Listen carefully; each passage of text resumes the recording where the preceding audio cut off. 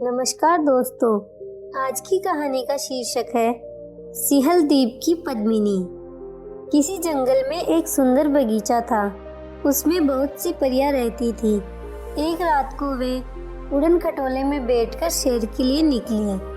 उड़ते उड़ते वे एक राजा के महल की छत से होकर गुजरी। गर्मी के दिन थे, चांदनी रात थी। राजकुमार अपनी छत पर गहरी नींद में सो रहा था। परियों की रानी की निगाह उस राजकुमार पर पड़ी तो उसका दिल डोल गया। उसके जी में आया कि राजकुमार को चुपचाप उठाकर उड़ा ले जाए, परंतु उसे पृथ्वी लोक का कोई अनुभव नहीं था, इसलिए उसने ऐसा नहीं किया। वह राजकुमार को बड़ी देर तक निहारती रही। उसके साथ वाली परियों ने अपनी रानी की यह हालत भांप ली। वे मजाक करती हुई बोली, रानी जी, आदमियों की दुनिया से मोह नहीं करना चाहिए। चलो अब लौट चले। अगर जी नहीं भरा तो कल हम आपको यहीं ले आएंगे। परी रानी मुस्कुरा उठी, बोली, अच्छा चलो, मैंने कब मना किया। लगता है जिसने मेरे मन को मोह लिया है उसने तुम पर भी जादू कर दिया है। परियां यह सुनकर किलकिलाकर हंस पड़ी और राजकुमार की प्रशंसा करती हुई अपने देश को लौट गई। सवेरे जब राजकुमार सोकर उठा तो उसके शरीर पर बड़ी ताजगी थी। वह सोचता कि हिमालय की चोटी पर पहुंच जाऊं या एक छलांग में समुद्र को लांघ जाऊं। तब वजीर ने आकर उसे खबर दी कि राजा की हालत बड़ी खराब है और वह आखिरी सांस ले रहे हैं। राजकुमार की खुशी काफुर हो गई। वह तुरंत वहां पहुंच गया। राजा ने आंखें खोली और राजकुमार के सिर पर हाथ रखते हुए बोले, बेटा, वजीर साहब तुम्हारे पिता के ही समान हैं। तुम सदा उनकी बात का ख्याल रखना। इतना कहते कहते राजा की आंखें सदा के लिए मूंद गई। राजकुमार फूट फूट कर रोने लगा। राजा की मृत्यु पर सारे नगर ने शोक मनाया। कहने को तो राजकुमार अब राजा हो गया था, पर अपने पिता की आज्ञा अनुसार वह कोई भी काम वजीर की राय के बिना नहीं करता था। एक दिन वजीर राजकुमार को महल के कमरे दिखाने ले गया। उसने सब कमरे खोल खोल कर दिखा दिए, लेकिन एक कमरा नहीं दिखाया। राजकुमार ने बहुत जिद की, पर वजीर कैसे भी राजी न हुआ। वजीर का लड़का भी उस समय साथ था। वह राजकुमार का बड़ा गहरा मित्र था। उसने वजीर से कहा, पिताजी, राजपाट, महल और बाग बगीचे सब इन्हीं के तो हैं, आप इन्हें रोकते क्यों हैं? वजीर ने कहा, बेटा, तुम ठीक कहते हो, सब कुछ इन्हीं का है, लेकिन महाराज ने मरते समय मुझे हुक्म दिया था कि इस कमरे में राजकुमार को मत ले जाना। अगर मैं ऐसा करूँगा तो राजा को बहुत बुरा लगेगा। वजीर का लड़का थोड़ी देर तक सोचता रहा, फिर बोला, लेकिन पिताजी, अब तो राजकुमार ही हमारे महाराज हैं। उनकी बात मानना हम सबके लिए जरूरी है। अगर आप राजा के दुख का इतना ध्यान रखते हैं तो हमारे इन राजा के दुख का भी तो ध्यान रखिए और दरवाजा खोल दीजिए। राजकुमार को दुखी देखकर हमारे राजा को भी शांति नहीं मिलेगी। वजीर ने ज्यादा हट करना ठीक न समझा और चाबी अपने बेटे के हाथ में रख दी। ताला खोलकर तीनों अंदर पहुंचे। कमरा बड़ा सुंदर था। छत पर तरह तरह के कीमती झाड़ फानुस लटक रहे थे और फर्श पर मखमल के गलीचे बिछे हुए थे। दीवार पर सुंदर सुंदर स्त्रियों की तस्वीरें लगी थी। यकायक राजकुमार की निगाह एक बड़ी सुंदर युवती की तस्वीर पर पड़ी। उसने वजीर से पूछा कि यह किसकी है। वजीर को जिसका डर था वही हुआ। उसे बताना ही पड़ा कि वह तस्वीर सिहल द्वीप की पद्मिनी की है। राजकुमार उसकी सुंदरता पर ऐसा मोहित हुआ कि उसी दिन उसने वजीर से कहा, मैं पद्मिनी से ब्याह करूंगा। जब तक पद्मिनी मुझे नहीं मिलेगी मैं राज के काम में हाथ नहीं लगाऊंगा। वजीर हैरान होकर बोला, राजकुमार, सिहल द्वीप पहुंचना आसान काम नहीं है। वह 7 समुंदर पार है वहाँ भी जाओ तो शादी करना तो दूर, उससे भेंट करना भी असंभव है। उसकी तलाश में जो भी गया लौटकर नहीं आया। फिर ऐसे अनहोने काम में हाथ डालने की सलाह मैं आपको कैसे दे सकता हूँ। पर राजकुमार अपनी बात पर अड़ा रहा। वजीर का लड़का उसका साथ देने को तैयार हो गया। वे दोनों घोड़े पर सवार होकर चल दिए। चलते चलते दिन डूब गया। वे एक बाग में पहुँचे और अपने अपने घोड़े खोल दिए। हाथ मुंह धोकर कुछ खाया पिया। वे थके हुए तो थे ही, चादर बिछाकर लेट गए। कुछ देर के बाद ही गहरी नींद में सो गए। आँख खुली और चलने को हुए तो देखते हैं कि बाग का फाटक बंद हो गया है और वहाँ कोई खोलने वाला नहीं है। बगीचे के बीचों बीच संगमरमर का एक चबूतरा था। आधी रात पर वहाँ कालीन बिछाए गए। फूलों और इत्र की सुगंध चारों ओर फैलने लगी। फिर चबूतरे पर एक सोने का सिंहासन रख दिया गया। कुछ ही देर में घर घर करता हुआ एक उड़न खटोला वहाँ उतरा। उसके चारों पायों को एक एक परी पकड़े हुए थी और उस पर उनकी रानी विराजमान थी।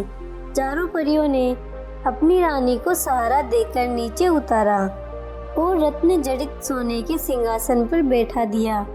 परी रानी ने इधर उधर देखा और अपनी सखियों से कहा, वह देखो, पेड़ के नीचे चादर बिछाए दो आदमी सो रहे हैं। उनमें से एक वही राजकुमार है। उसे तुरंत मेरे सामने लाओ। हुक्म करने की देर थी कि परियां सोते हुए राजकुमार को अपनी रानी के सामने ले आई। राजकुमार की आंख खुल गई और वह परियों की जगमगाहट से चकाचौंध हो गया। परियों को अपने आगे पीछे देखकर उसे बड़ा डर लगा और हाथ जोड़कर बोला, मुझे जाने दीजिए। परी रानी ने मुस्कुराते हुए कहा, राजकुमार, अब तुम कहीं नहीं जा सकते। तुम्हें मुझसे विवाह करना होगा। राजकुमार बड़ी मुश्किल में पड़ गया। बोला, परी रानी, मैं क्षमा चाहता हूँ। मैं सिंहल द्वीप की पद्मिनी की तलाश में निकला हूँ। इस समय मैं विवाह नहीं कर सकता। परी ने कहा, भोले राजकुमार, सिंहल द्वीप की पद्मिनी तक आदमी की पहुँच संभव नहीं है। वह देवी शक्ति के बिना कभी नहीं मिल सकती। अगर तुम मुझसे विवाह कर लोगे तो मैं तुम्हें ऐसी चीज दूंगी जिससे सिंहल द्वीप की पद्मिनी तुम्हें आसानी से मिल जाएगी।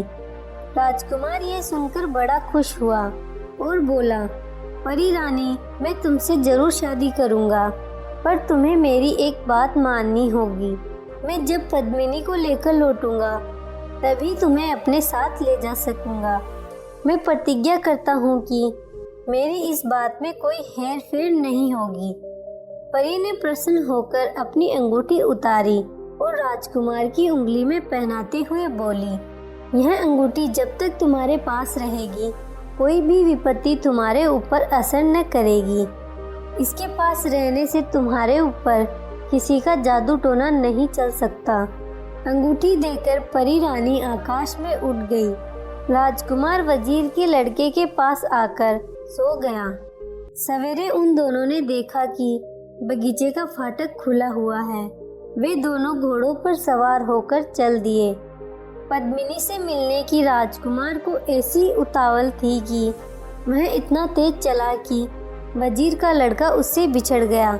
चलते चलते राजकुमार एक ऐसे शहर में पहुंचा जहां हर दरवाजे पर तलवार ही तलवार टंगी हुई थी। एक दरवाजे पर उसने एक बुढ़िया को बैठे हुए देखा। उसे बड़ी जोर की प्यास लगी थी। पानी पीने के लिए वह बुढ़िया के पास पहुंच गया। बुढ़िया झूठ मूठ का लाड दिखाती हुई बोली, हाय बेटा, तू बड़े दिनों के बाद दिखाई दिया है। तू तो मुझे पहचान भी नहीं रहा, भूल गया अपनी बुआ को। यह कहते कहते उसने राजकुमार को हृदय से लगा लिया और चुपचाप उसकी अंगूठी उतार ली।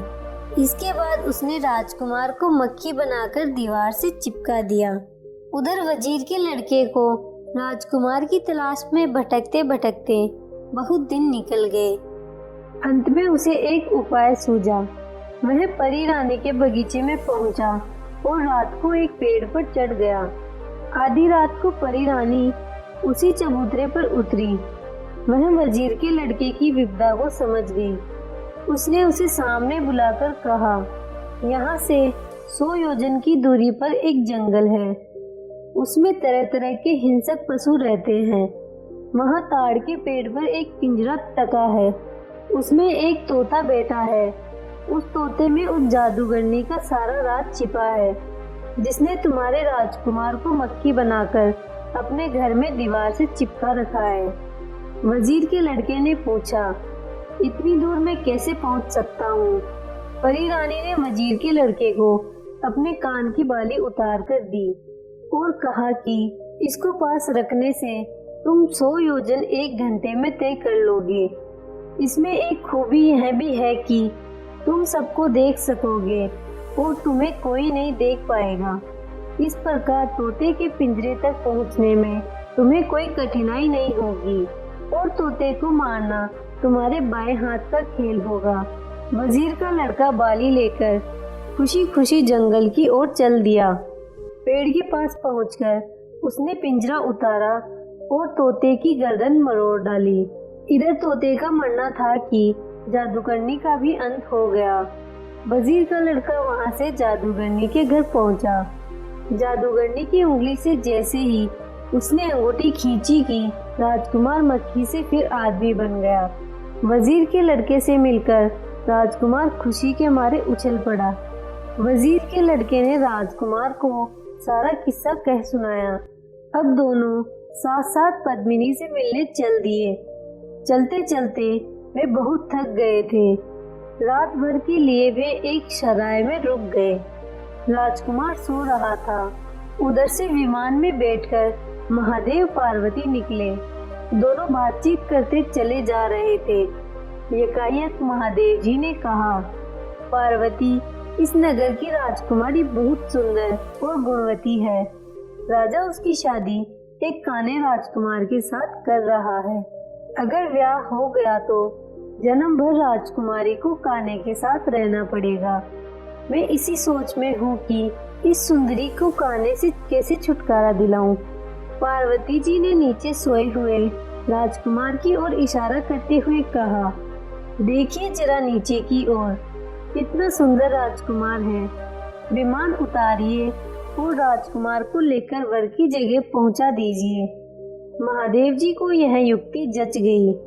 उन्होंने ऐसा ही किया। राजकुमार की शादी उस राजकुमारी से हो गई। विदा के समय राजकुमार बड़े चक्कर में पड़ा। विवाह करने के बाद लौटते समय मैं तुम्हें साथ ले जाऊंगा। इस समय तुम मुझे जाने दो। राजकुमारी को राजकुमार पर विश्वास हो गया। उसने उसे 2 बाल दिए, एक सफेद और एक काला। राजकुमारी ने कहा कि काला बाल जलाओगे तो काला हो जाएगा और सारी इच्छाएं पूरी कर देगा। राजकुमार बाल पाकर बड़ा खुश हुआ और राजकुमारी को लौटने का भरोसा देकर सिंहल द्वीप की ओर चल पड़ा। पहले उसने काला बाल जलाया। बाल के जलने की देर थी कि काला दैत्य राजकुमार के आगे आ खड़ा हुआ। राजकुमार पहले तो बहुत डरा, पर वह जानता था कि वह दैत्य उसका सेवक है। उसने हुक्म दिया, जाओ, वजीर के लड़के को मेरे पास ले आओ। काला दैत्य उसी क्षण वजीर के लड़के को राजकुमार के पास ले आया। फिर बोला, और कोई आ गया? राजकुमार ने कहा, हम दोनों को पद्मिनी के महल में पहुंचा दो। कहने की देर थी कि वे पद्मिनी के महल के फाटक पर आ गए। वहां एक हष्ट-पुष्ट संतरी पहरा दे रहा था। उसने अंदर नहीं जाने दिया। राजकुमार ने फिर काला बाल जलाया। दैत्य हाजिर हो गया। राजकुमार के हुक्म देते ही काले दैत्यों की पलटन आ गई। उन्होंने रानी पद्मिनी के सिपाहियों को मौत के घाट उतार दिया। इसके बाद दैत्य गायब हो गए। राजकुमार और वजीर का लड़का महल में घुसे। राजकुमार ने सफेद बाल जलाया। सफेद देव आ गया। राजकुमार ने उससे कहा, मैं पद्मिनी से विवाह करना चाहता हूँ, बारात सजा कर लाओ। जरा सी देर में देव अपने साथ एक बड़ी शानदार बारात सजाकर ले आया। पद्मिनी के पिता ने जब देखा कि कोई राजकुमार पद्मिनी को शौक शौकत से ब्याहने आया है और इतना शक्तिशाली है कि उसने उसकी सारी सेना नष्ट कर डाली है, तो उसने चूक तक न की। राजकुमार का ब्याह पद्मिनी से हो गया। अब राजकुमार पद्मिनी को लेकर अपने घर की ओर रवाना हो गया। रास्ते में से उसने उस राजकुमारी को अपने साथ लिया जिसने उसे बाल दिए थे। इसके बाद परी रानी के बगीचे में आया। रात को सब वहीं ठहरे। आधी रात को परी रानी आई। राजकुमार उसे देखकर बड़ा प्रसन्न हुआ और बोला, यह तुम्हारी ही कृपा का फल है जो मैं पद्मिनी को लेकर यहाँ अच्छी तरह लौट आया। यह दूसरी राजकुमारी भी तुम्हारी तरह मुसीबत में मेरी सहायक हुई है। तुम इसे छोटी बहन समझकर खूब प्यार से रखना। परी रानी गदगद कंठ से बोली, राजकुमार, तुम्हारी खुशी में मेरी खुशी है। पद्मिनी के कारण ही हम दोनों को तुम्हारे जैसा सुंदर राजकुमार मिला है। पद्मिनी आज से पटरानी हुई और हम दोनों उसकी छोटी बहनें। वे सब उड़न खटोले में बैठकर राजकुमार के देश में आ गई। नगर भर में खूब आनंद मनाया गया और धूमधाम के साथ राजकुमार की तीनों रानियों के साथ सवारी निकाली गई। आपको ये कहानी कैसी लगी? नीचे कमेंट करके हमें जरूर बताइएगा। अगर आपको ये कहानी पसंद आई हो तो अपने दोस्तों के साथ जरूर शेयर करें और ऐसी ही प्यारी कहानियाँ सुनने के लिए हमारे YouTube चैनल को सब्सक्राइब करें। धन्यवाद।